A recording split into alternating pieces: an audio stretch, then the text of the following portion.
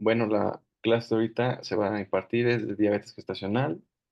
Va a estar dada por su servidor, Martín Salvador Acata Calixto, R2 de Medicina Familiar, Ángel Rafael Lima Ruiz, y R2 de Medicina Familiar, Karen Lisset Jiménez Aparicio. Por definición, tenemos que es una alteración de la tolerancia a la glucosa de severidad variable que comienza o es reconocida por primera vez durante el embarazo. Su epidemiología, la diabetes gestacional ocurre en aproximadamente un 7% de todos los embarazos. El rango va entre 1 a 14%. La diabetes gestacional en las Américas pues es de 1 a 2 de cada 10 embarazos, como casos y riesgo de complicaciones para la madre y el bebé. Durante su fisiopatología, menciona que durante el primer trimestre y las etapas iniciales del segundo se eleva la sensibilidad a la insulina, lo cual inicia en la semana 24 a 28, aumentando paulatinamente la resistencia a la insulina, logrando alcanzar niveles de un paciente con diabetes mellitus tipo 2, lo cual genera en su principio una hipoglicemia. En este caso, generando la patogenia, una insulinoresistencia ocasionada en el primer trimestre por la hiperplasia de las células beta del páncreas y mayor sensibilidad a estas a la glucosa, las cuales van a estar aumentadas en esta complicación, los estrógenos y la progesterona. En la segunda mitad del embarazo, pues aumenta el lactógeno placentario y la prolactina, que esto a su vez va a aumentar la concentración de cortisol y glucógeno, lo cual nos va a generar una mayor resistencia a la insulina y una tolerancia menor a la glucosa, lo cual empieza como una hiperinsulinemia y una insulinoresistencia. El efecto de la diabetes sobre la unidad fetoplacentaria, se menciona que la madre que es pregestacional o gestacional tiene déficit relativo o absoluto de insulina. En la placenta va a haber un aumento de la glicemia, aumento de los aminoácidos, aumento de los lípidos. En el feto, pues incrementa el crecimiento fetal, hay un aumento de la insulina fetal y también se mezclan algunos nutrientes, aumento de la mezcla de los nutrientes. Como factor de riesgo tenemos que la diabetes gestacional es mayor en pacientes que tienen 35 años, antecedente familiar de diabetes o diabetes gestacional previo, que tengan un índice de masa corporal mayor a 30, que cursen con síndrome de ovario poliquístico, macrosomía, que hayan tenido antecedentes de óbito y que tengan o estén cursando con hipertensión inducida por el embarazo. Algunas cosas también pueden ser la etnia, el polidrapnios, sobrepeso y, como ya lo mencionamos, antecedentes familiares. El diagnóstico se tiene que realizar en el primer control prenatal. Se realiza con una glucosa en ayunas que va a ser mayor o igual a 126, una glucosa al azar mayor a 200 miligramos por decilitro y una hemoglobina glucosilada de 6 mayor a 6,5% en el primer trimestre. Como diabetes pregestacional, algunas complicaciones que puede llegar a tener son complicaciones vasculares, restricción de crecimiento intrauterino, oligohidramnios y este va a acelerar la madurez pulmonar. En lo que es la diabetes gestacional, tenemos lo que es una glucosa en ayunas de 92 a 126, puede llegar a subirse. No tiene complicaciones vasculares, pero en esta va a existir lo que es macrosomía fetal, el politrapnios y vamos a retrasar la madurez pulmonar en este caso. El diagnóstico de la diabetes gestacional, pues se menciona que la glucosa menor a 92 debe ser considerada normal y se va a hacer un diagnóstico de dos pasos con el test de O'Sullivan, que es una carga de 50 gramos de glucosa y a la hora se toma una medición, la cual debe ser a 140 miligramos por decilitro. Y la segunda es que sea una prueba de tolerancia oral a la glucosa con una carga de 100 gramos de glucosa. Al instante debe tener 95 miligramos por decilitro, a la hora 180, a las 2 horas 155 y a las 3 horas 140. Teniendo uno de estos dos criterios, se diagnostica como diabetes gestacional. Los factores de riesgo, cuando no tienen factores de riesgo, con los pacientes se presentan entre las 24 y 28 semanas. Cuando hay factores de riesgo, pues hay que evaluarlos desde el primer trimestre. El diagnóstico de un paso, que es el diagnóstico más común que se utiliza, es una prueba de tolerancia oral a la glucosa con una carga de 75 miligramos, que al momento debe tener 92 miligramos por decilitro, a la hora 180 y a las 2 horas 153. En este caso hay que evaluar los factores de riesgo. En cuanto a las complicaciones en la madre pueden ser riesgo a largo plazo de desarrollar diabetes mellitus, estados hipertensivos durante el embarazo y parto traumático.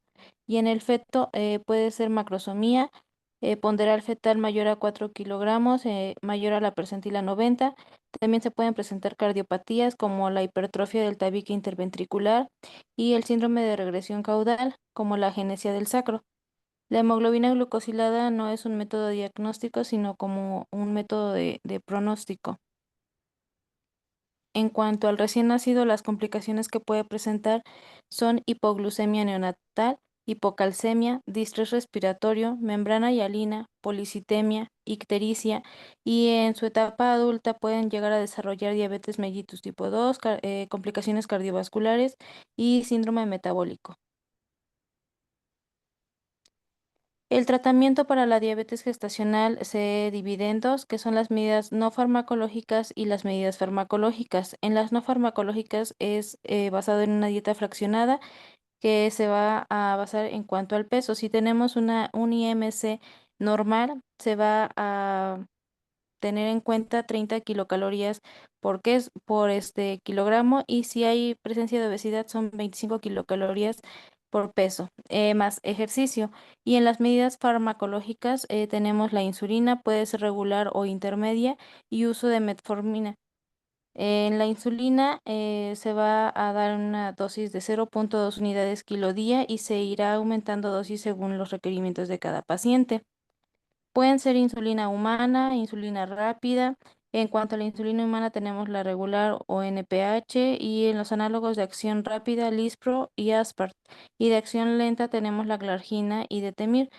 Las rápidas, si hay hiperglicemias postprandiales y lentas, como es la NPH o la Glargina, sí presenta hiperglicemias en ayunas o preprandiales.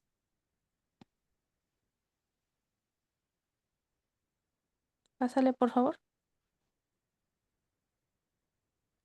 En cuanto al régimen de dosificación y ajuste de insulina en el embarazo, eh, pues aquí nos marcan dos tipos de insulina, que es la insulina rápida y la NPH. El inicio de acción de la insulina rápida se va a dar de los 30 a los 60 minutos, teniendo un pico máximo de los 90 a los 120 minutos y una duración máxima de 5 a 12 horas. En la insulina NPH, su inicio de acción es de los 60 a los 120 minutos teniendo un pico máximo de los 240 a los 480 minutos y una duración máxima de 10 a 20 horas. Primero se va a calcular, como ya lo había mencionado, dosis de inicio de 0,2 unidades por kilo de peso actual al día. Se va a dividir la dosis total en 2 tercios por la mañana y 1 tercio por la tarde. Dividir las dosis matutinas en tercios, se pueden combinar 2 tercios de insulina NPH y 1 tercio de insulina rápida y esta se va a aplicar antes del desayuno. Como cuarto paso tenemos dividir las dosis vespertinas en medios y aplicar la mitad de NPH y la otra mitad de insulina rápida. Esta se va a aplicar previo a la cena. Los ajustes se van a hacer considerando que cada unidad de insulina metaboliza alrededor de 30 a 50 miligramos de glucosa y se van a realizar ajustes de 2 a 4 unidades dependiendo del control glucémico en ayuno y los postprandiales de la paciente o se puede optar por incrementar entre 0,1 o 0,2 unidades por kilo día. Y en cuanto a la dosis nocturna, no deberá sobrepasar el total de la dosis matutina.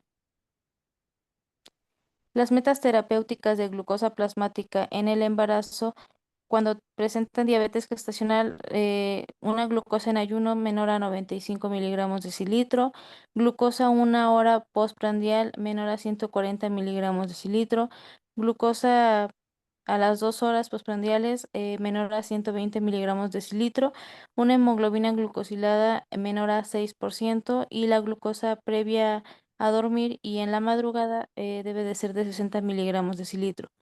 Cuando ya está el diagnóstico establecido de diabetes pregestacional, la glucosa en ayuno debe de estar entre 60 a 99 miligramos sobre decilitro. La glucosa 1 hora postprandial de 100 a 129 miligramos decilitro. La hemoglobina glucosilada menor a 6% y la glucosa antes de dormir y en la madrugada 60 miligramos decilitro. Bueno, ahora continuamos con el tratamiento. En cuanto a la resolución del embarazo, se recomienda la cesárea cuando hay un mal control metabólico de la diabetes, hay macrosomía o hay sufrimiento fetal agudo. Bueno, aquí tenemos el algoritmo en cuanto a la resolución del embarazo en la paciente con diabetes.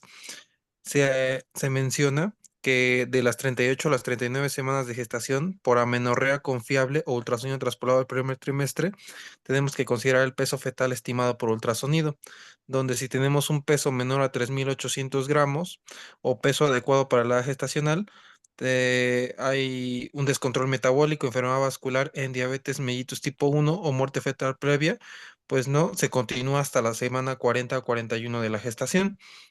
Si tenemos un embarazo con un producto de 3 kilos 800 a 4 kilos o peso alto para la edad gestacional, se habla de la inducción del trabajo de parto previa valoración de la pelvis materna.